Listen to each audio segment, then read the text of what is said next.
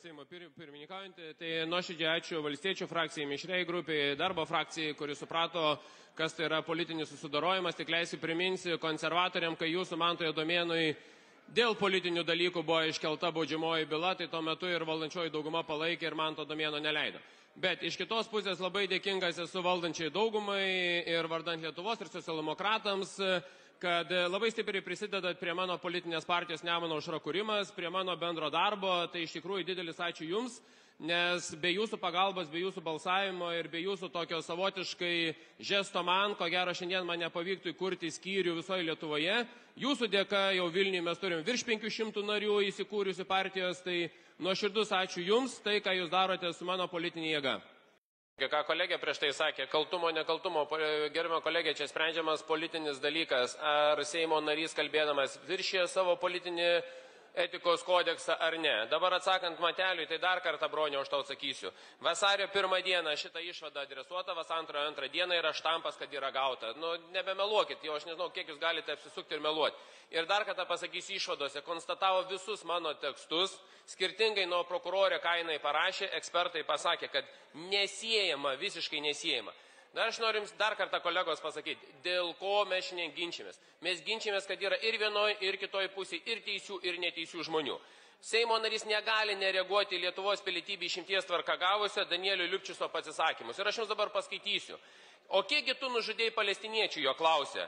Ar atsiminsite ten visus mažo ūgio bjaurybės? Antras dalykas, kad jie nėra vaikai, jie yra maži arabai, o čia yra didelis skirtumas. Trečias dalykas, jie nėra žmonės, nes jie yra driežai. Kitas dalykas, Lietuvos pilietė, gyvenanti Lietuvoje, Faina Kuklianski, žydų bendruomenės pirmininkė, jinai pasako, kad Lietuvos žydai nekenčia lietuvių labiau negu kad lietuviai žydų. Tai jūs vieną kartą įsisavinkit, ar gali tokie politikai, gali tokie visuomenės veikėjai elgtis mūsų Lietuvoje ir mumis žeminti. Tai Seimo narys privalo reaguoti ir išteikti savo nuomonę ir poziciją. Nejaugi jūs nesuprantat, kad šitie debatai, diskusijos ir panašiai žemina visą žydų bendruomenę. Ir ta neapykanta, kur prieš tai sakė, kad ritasi banga per Europą. Ritasi banga ne dėl žydų, ritasi banga dėl Izraelio valdžios. Ritasi banga tai, ką Izraelis daro Palestinui. Ne žydas kaltas. Ko jūs kimbat prie tų žydų, aš niekaip nesuprantu. Jūs pažiūrėkite, ką šiandieną Izraelio vyriausybė daro. Izraelio vyriausybė grubiai pažeidžia žmogaus teisės. Ir šiandienai kenčia dėl Izraelio valdybės visi žydai. Visa bendruomenė turi tą juodą dėmę dėl Netanjahu. Vietoj to, kad atsirastų pasaulio bendruomenė žydų organizacijos ir atsiribotų nuo Netanjahu. Gal pradėsiu šiek tiek nuo joko formos. Mes žydukai Lietuvos, norim blynų ir kavos. Jeigu blynai nemaišyti, prašom pinigus skaityti. Tai dabar galime perfrazuoti. Mes žydukai Lietuvos, norim Žemaitaičio mes galvos. Jei galvos negausim, tai Seimo galvą paimsim. Tai gerbimieji, žiūrėkite. Nesam nei vienas šičia šventas. Aš prieš jumis turiu, dėl ko Bronius Matelis nuslėpė ir numelavo jums visiems. Aš turiu išvadą, kuri yra adresuota ir Konstituciniam teismui apkaltos metu. Ir aš paskaitysiu, ką kalba būtent kolegos, kur sakė, kad reikia remtis. Tai parašyta, aptariami pasisakymai laikyti vienas kitą papildančiais anksčiau viešai paskelbtus tekstus, išplečiančiais pareiškimais. Juose nuo lokalių visuomeninių įvykių kryptingai perinama prie Palestinos istorinių ir socialinių apibendrinimų. Suvokiant kiekvienos tautos, taip pat lietuvių prigimtinę teisę, kaip galimybę savarankiškai tvarkyti savo valstybės vidaus užsienio reikalus. Aptariamuose pasisakymuose giname tą teisę morališkai stiprinti, kartu Izraelį patinkėt kaip agresyvę karo veiksmus inicijuojančias paramą ir pasitikėjimą nevertą valstybę. Aptariamuose pasisakymuose aprašomų veiksmų iniciatorius skiriamas bruožas, kartu ir pagrindas juos vertinti nėra priklausimas žydų tautybė apskritai. Kalbama ne apie žydų, o apie Izraelio kaip valstybės veiksmus. Tai, kas kalbama apie Izraelį, savaime nėra taikytina žydams, kaip tautybei apskritai. Taigi Izraelio kaip valstybės kritika savaime nėra ir neigiama nuomonė apie bet kurios žydus, kai žmonių grupė skiriama tautiniu pagrindu, apie juos kaip tautybės atstovus apskritai. Aptariamuose pasisakymuose pagal tam tikrus požymius gana nuosekliai stengiamas įskirti aptariamų žmonių grupės arba minimus konkrečių asmenius. Tokiu būdu pasakojimų turinio nesiejamant su visais žydais ar rusais kaip žmonių grupėmis dėl jų tautybės.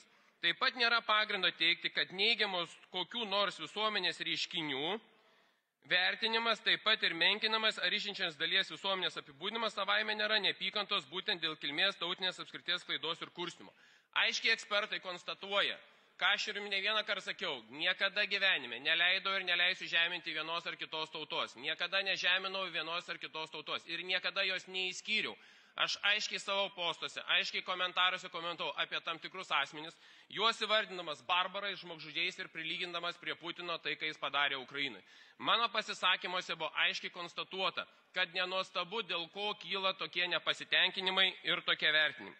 Ir aš galiu jums pacituoti kitą dalyką. Tai yra vakar vakare Jungtinės Anglijai karalystėje užsienio reikalų ministras Davidas Cameronas. Ką jisai pasako?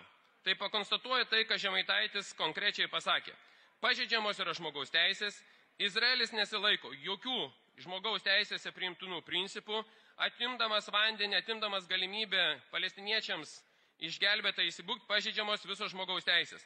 Kartu pasako Cameronas, kas jūs dar nežinote, po visų šitų įvykių Izraeliui yra atimta veto teisė. Ir dabar yra sprendžiamas klausimas dėl Palestinos suteikimo valstybės statusui.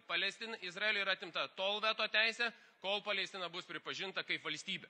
Tai Lietuvos parlamentas turi šiandieną imtis tų priemonių ir pradėti diskusijas ir dėrybas, kad Palestinai būtų suteikta būtent valstybės teisė. Dabar, kolegos, kitą, ką pabrėšiu, ką pacituosiu. Praėjusią savaitę Nyderlandų aukščiausias teismas priimamai galutinį sprendimą įpareigojantį vyriausybei nebeparduoti ir nebeteikti ginklų Izraeliui. Būtent dėl žmogaus teisių pažeidimo, tai, apie ką aš ir kalbėjau. Jungtinėse tautose yra 7 rezoliucijos, kurios aiškiai pasako, kad Izraelis yra asmeniškai atsakingas už daromus barbariškus žmogiškus veiksmus Palestinos teritorijoje.